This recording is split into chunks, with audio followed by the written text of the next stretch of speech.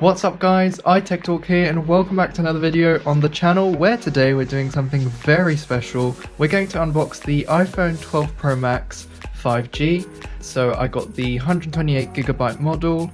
I also got a case for it. So without further ado, let's begin.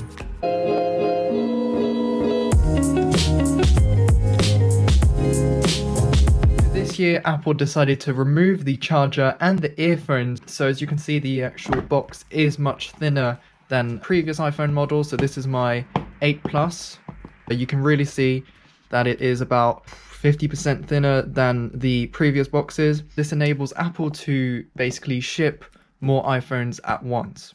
So I got it in Pacific Blue, and you can see the sides shows the iPhone text, the top shows the Apple logo. But let's begin with the peeling off of the cellophane.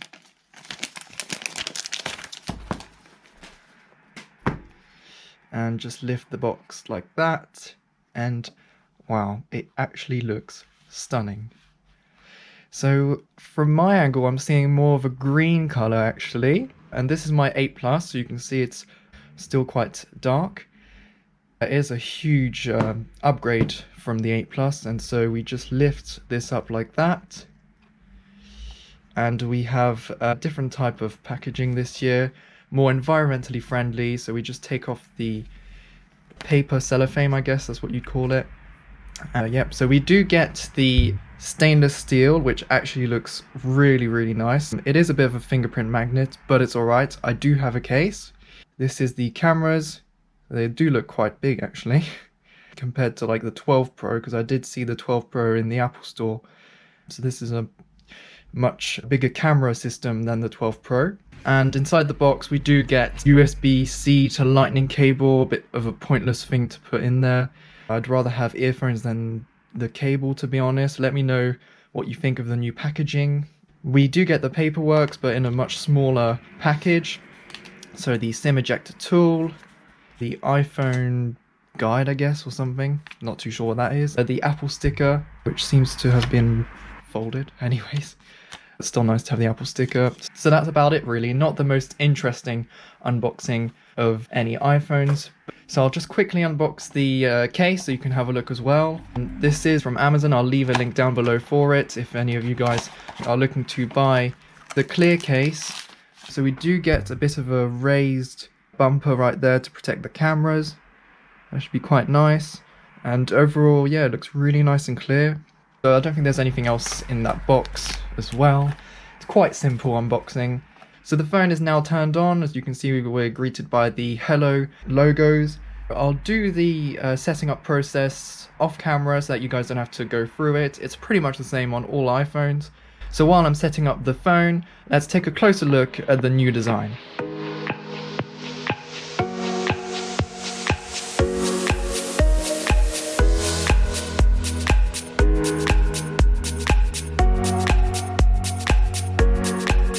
I'm back now and the device is set up and ready to go.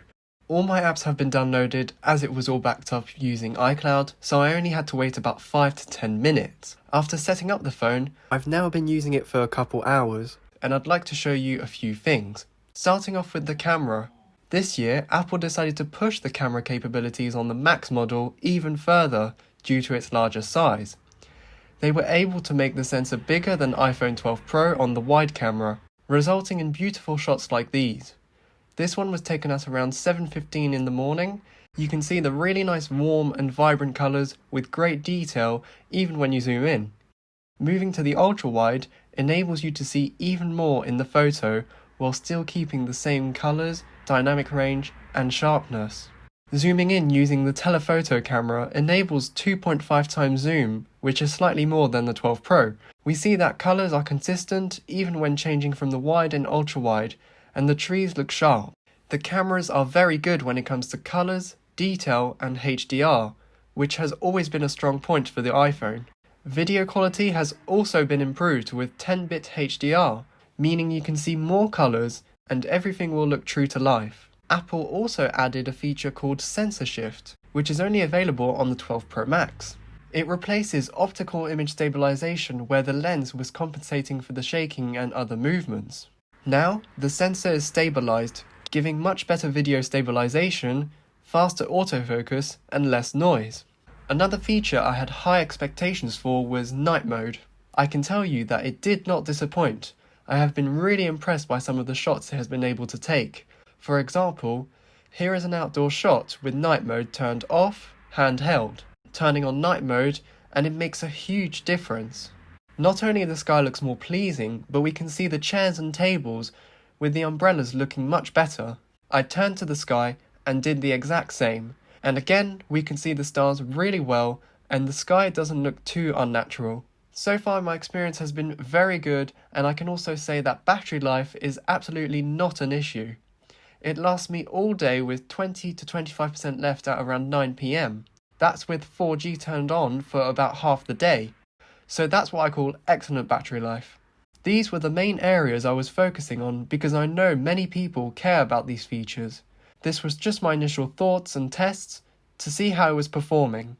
Speaking of performance, the A14 Bionic chip loads everything so much faster compared to my 8 Plus with the A11 chip. While the display isn't 120Hz, for me it's not a big issue.